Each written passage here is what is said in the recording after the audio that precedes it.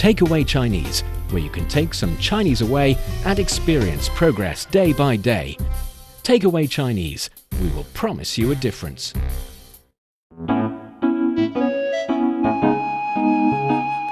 你好，欢迎收听随行汉语 Welcome to Takeaway Chinese. I'm Nian Honglin, and today we're still doing the special series of inviting different friends from afar to talk about their Chinese learning experience.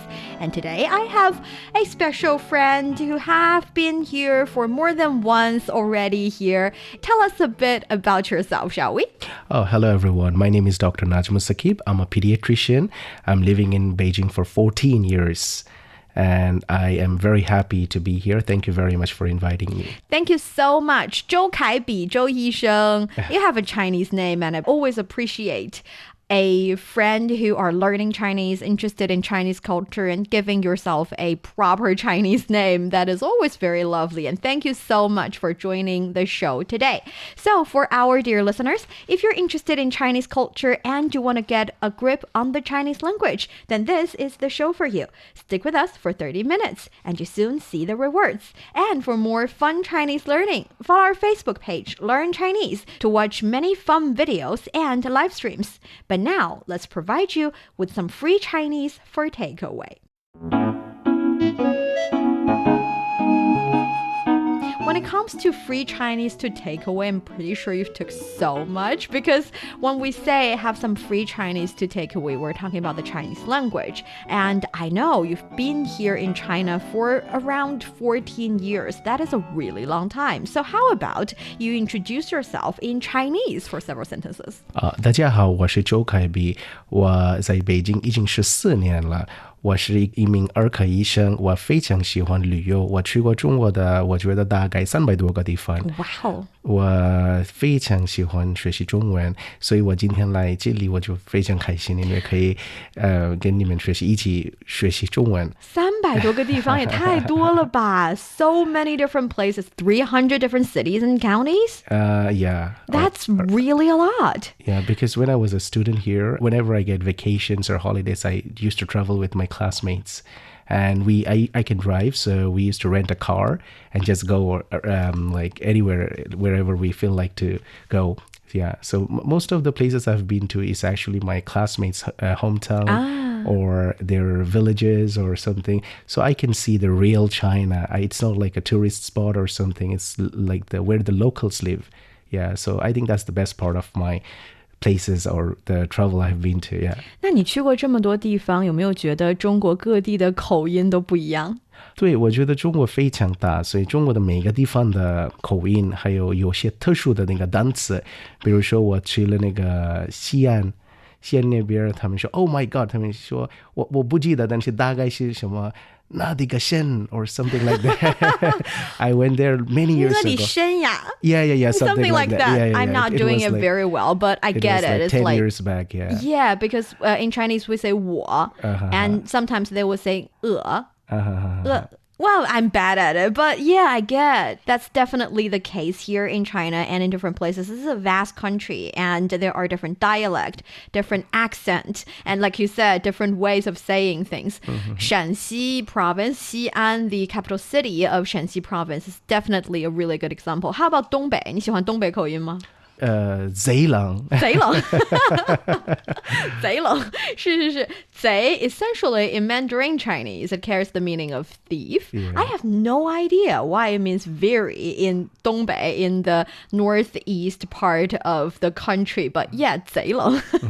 The thing is, my general feeling is that if you're traveling in the north side of the country, the north part of it, you will be able to recognize the dialect, the accent, but you still kind of understand what they're saying. But if you travel to the southern part of the country, certain counties, especially rural areas, I think it almost sounds like a different language. I could not understand them. Is that the case for you?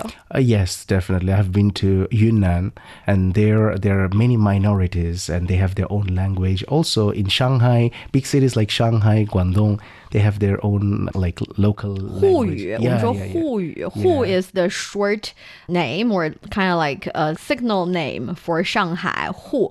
And 沪语 is definitely a very different, very authentic way of speaking in Shanghai. And recently, there has been a popular TV series, and they provide two different versions. One is the Mandarin version, and the other is 沪语 or 普通话版和沪语版, making sure that if you want to, you can enjoy the very authentic feeling and taste of what happened in Shanghai in that specific period of time. And yeah, the way people talk is definitely something quite significant in their life. True. And one thing I learned about Chinese is like it doesn't matter wherever you go in China, if you learn the little like dialects or something, and if you speak with the locals, they're very happy, they're very welcoming, and they treat you so nicely. This is something really amazed me. So that's why everywhere I go, I try to pick something from them. For example, Shanghai, every time I took the taxi, 弄好啊. 弄好啊? Yeah, so it means like hello, or I think it means hello, right? Because I did all my traveling when I was in my university. That was like 14 years back. I started like recently. I don't have much time, so I have a lot of memories like 14 years back or like during my university period. So I really enjoyed China. Oh, I'm very glad to know that. And in the meantime, you've been here for so long. You must have basically celebrated and observed and experienced all of our major holidays and festivals and days, right? Oh, yes, pretty much. I enjoyed all the Chinese national holidays, Mid-Autumn Festival holidays, and all the holidays, yeah. Yeah, the Mid-Autumn Festival is around the corner. It is one of the most important traditional Chinese holidays. And during this time, people usually would be able to enjoy a 3-day holiday. It's kind of like a long weekend to give you a little break in the very busy days, but there are so many things centered around this holiday. We have the tradition, we have the stories, we have designated food. So I was wondering, you've been here for 14 years. During the first time you were celebrating the Mid-Autumn Festival, till now you celebrated for at least 14 times. What's your favorite part of it, and what's your least favorite part of it? Well, when I first got encountered with this festival was during my university first year. Our university arranged an activity where we made the mooncake together. I think it was very fun. We were learning how to make the mooncake, and the most important thing is the teamwork. We were working together. We were making the mooncakes together, and we were waiting, and then we were eating it together. We were having chit chats. That time it was the best part. And later, when I learned about the history behind it, the stories, and it really fascinated me. If you ask me, the worst part is I have to study or work during the weekend. That is the worst part. Yeah, because you're a doctor. You Yeah. don't get usual holidays the way we do. Yeah. You take turns and take shifts. Yeah, it happens to my mom. My mom's a doctor. But for those of you who do not really find Mid-Autumn Festival that familiar, actually it is one of the most important traditional festivals in Chinese culture, like we said, typically celebrated on the 15th day of the 8th lunar month, which usually falls in September or early October if we're talking about the Gregorian calendar. And the festival is also known as the Moon Festival or Mooncake Festival, and it is closely associated with the full moon and the tradition of eating mooncakes. The festival celebrates the harvest, family reunions, and the full moon, which is believed to add its brightest and roundest on this night. It's the middle of the month. So it's like the middle point of basically everything of the entire year. And like you said, 中秋节, 中 means middle, 秋 is the autumn, and 节日 is the festival. So 中秋节, and you talked about 月饼. So do you know what are some main activities celebrating the Mid-Autumn Festival traditionally? 你知道中秋节有一些什么传统的庆祝活动吗？ I would like to learn more from you, but so far what I experienced is family get-togethers. They make the mooncake, or they buy the mooncake from outside. But like during my university, we used to make our own mooncake. That was the activity in my university. So that was really fun. And family get-together, chit-chats from the busy life. You just take break, maybe sometimes traveling. something like that. 那你喜欢什么馅儿的月饼，或者你吃过什么馅儿的月饼？ We actually made the Beijing style mooncakes where there were red beans. It was sweet, yeah. But I know some meat. I never experienced or never tried those, but I would like to try those meat flavored mooncakes as You well. missed out big time. Really? Yeah, meat mooncakes are like... Okay, I have to confess because I am from the northern part of the country. So meat mooncake was not something I grew up with, but I tried it. And my feeling is that for someone, again, born and raised in the northern part of the country, who's not that used to meat mooncake, do not anticipate eating mooncake. You can imagine it as a steamed bun with crusty outside, crusty wrap.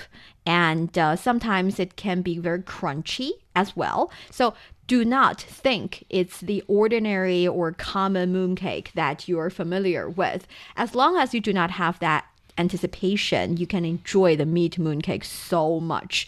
Like you said, 北京的月饼, that's certain style. We also have 广式月饼. 广 stand for 广州, 广东, 广式月饼. And there's also 苏式月饼, 苏州, that the southern part of the country. And they all have different styles. They have different types of wrap, different types of filling. So 有不同的饼皮, 不同的馅儿. 我们知道月饼是 mooncake. So 月亮, that's the moon. 饼 is the cake. And as a cake, you have the wrap, you have the filling, 有皮,有馅儿. 它们都有不同的. And my mouth is watering.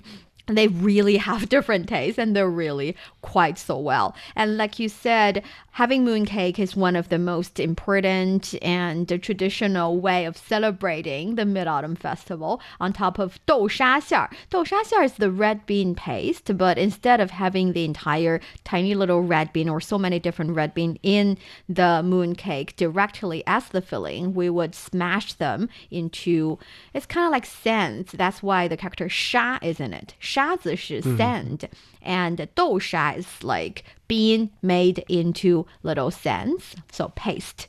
豆沙馅儿. And also 莲蓉. 莲蓉 is lotus seed paste. It's another kind of paste. I think it's more fine. It's finer. And it can be adjusted with a little bit sugar or a lot more sugar if you enjoy that. So that is 莲蓉馅儿. 所以吃月饼是很重要的一个习俗。还有赏月，你有跟朋友一起赏月的经历吗？ No. I know, for modern people, appreciating the moon sounds... No, actually, the moon is the brightest Yeah. and the fullest that time. So a lot of my friends, they usually take pictures and they upload it on their social media platforms. Yeah, I also took some photos, maybe when I was like in my university time. But recently, when I have like holidays or something like that for the Mid-Autumn Festival, I just scroll and I see others uploading pictures. So instead of appreciating the moon directly, which is really, really simple, you just have to raise your head a little bit. What you do is to scroll the phone and appreciate the moon, right? E-moon. That's so Generation Z. That's so internet era.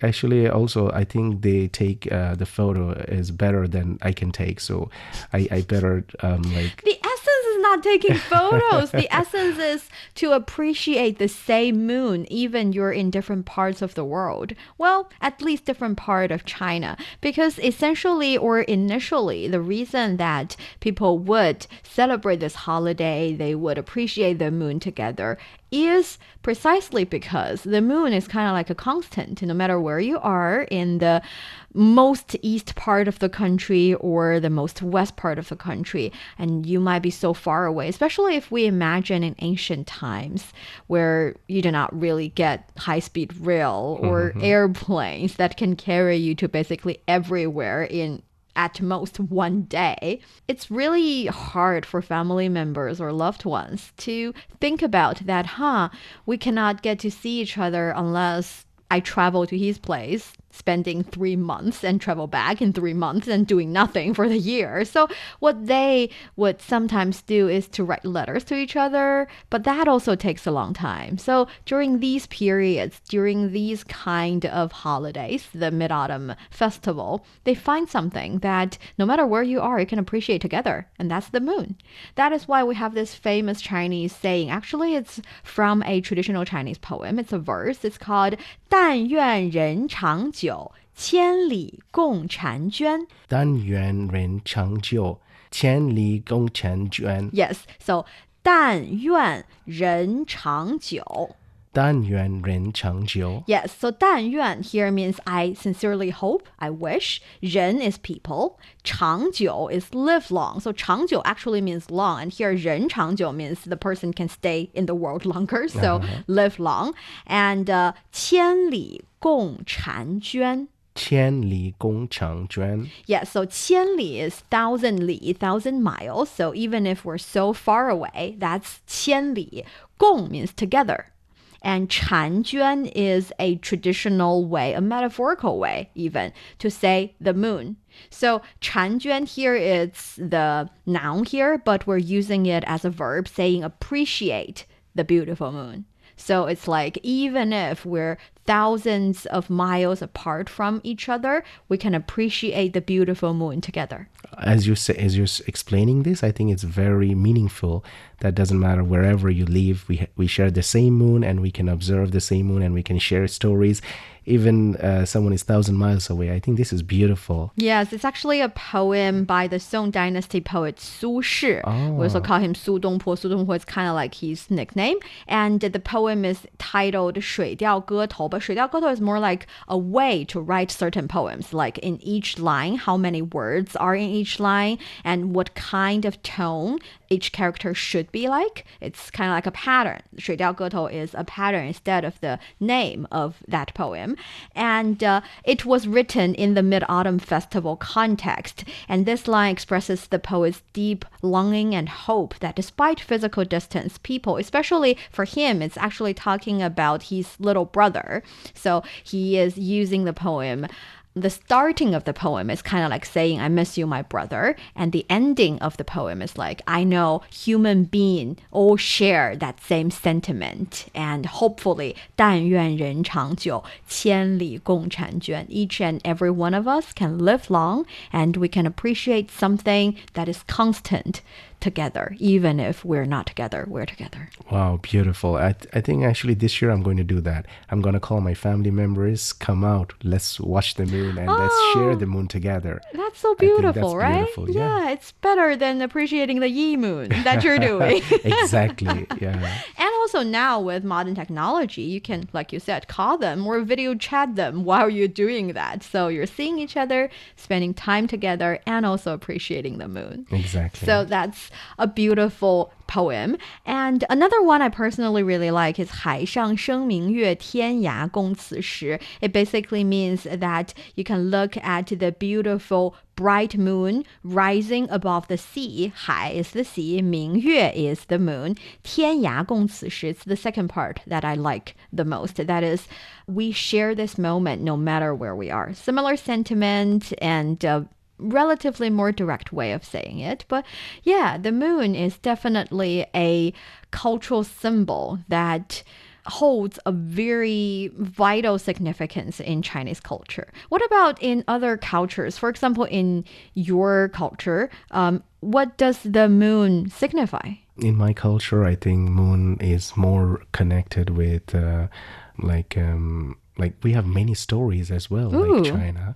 More also like many romantic stories with the moon, the lovers, things like that. And in like, let's say when someone is in love, they will ask the other person to come. Let's watch the moon together, as you were saying. Oh, really? Yeah, moon appreciating. Moon appreciating. Yeah, we have similar culture as well. Speaking about moon cultures and moon stories, actually, do you know the story of 嫦娥奔月? Oh, yes, I heard the story. Can you tell the story? I want to listen to your version because actually there are so many different versions. So to start with, to give our audience a little bit background, 嫦娥 is basically the moon fairy. in Chinese culture, but Chang'e is the moon goddess name, the moon fairy's name. And Ben means to run towards or fly towards. And 月 is 月亮 is the moon. So 嫦娥奔月. You can guess what the story is, but I want to know your version. Well, the story or my version, I don't know. I never knew it. I was not aware that there were many different versions.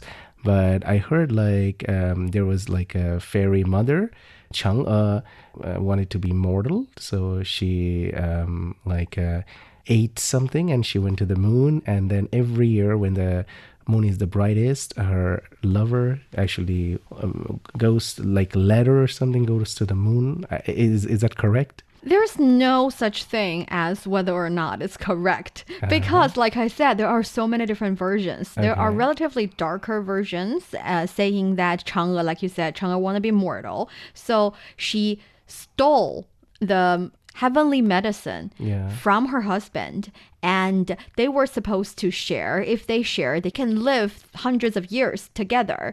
But she wanted to be mortal by herself. She would live forever. So she stole the medicine and she ate it. And instead of being mortal and stay on earth forever, she felt that she's getting really, really light, and she basically floated to the moon. So there are darker versions like that. But more people, I think a more common and popular version is that Chang'e is this really lovely lady, and in order to save her husband or save her mother-in-law, different versions, she was forced by some bad guys trying to steal the fairy or godly medicine, and she had to eat all of them, and she successfully did the heroic job, yet she had to fly to the moon. So there are so many different versions of the story, but the essence is that after being sent to the moon, living there,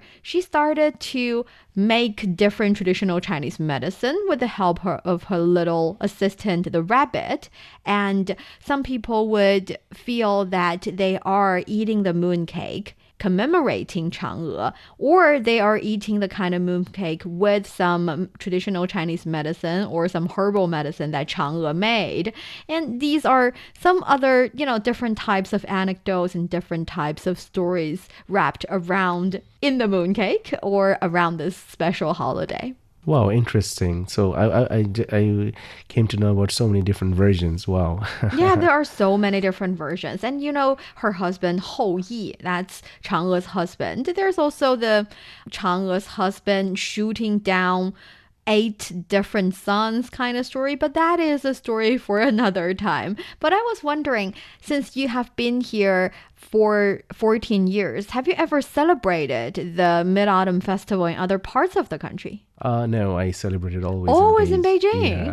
Yeah. Wow, so many different years of experience. So have you noticed certain changes, for example, after, so many years? What are some changes in customs or way of celebrating by people, in your opinion? I think like before, like let's say 14 years back, people used to, whenever there were holidays like this, people used to go back to their hometown or celebrate cooking, eating together, make mooncakes. But recently I found they like traveling because 14 years back the transportation was not as convenient as it is right now. We have the high-speed trains, so people more like to travel. Even there are 3 days holidays, but the traveling is so convenient, so they travel. And I think that more and more people love traveling. I notice it's like in China. So in 3 days holiday, maybe they travel as well as they enjoy the festival together. Maybe they were having mooncake back in their home. Now they're going to a new place and having the mooncake, maybe something like that. Yes, and also one thing I can remember is that 以前好像很多时候我会吃现做的月饼，路边我们叫打月饼，打 is the verb here. Maybe you've already noticed the character 打 can be used for so many different actions in the Chinese language. So 打月饼 is one thing. The kind of mooncake is definitely tasty and freshly made. It's very nice. But now with the popularity of online shopping, one thing is that 我可以在网上买到各种不同款式、不同类型的月饼，比如说我们刚才说的苏式月饼、广式月饼 ，and again, that allows me to try different types and figure out, maybe I like 肉月饼 a lot. So yeah, that's another thing I personally noticed. Exactly, yeah.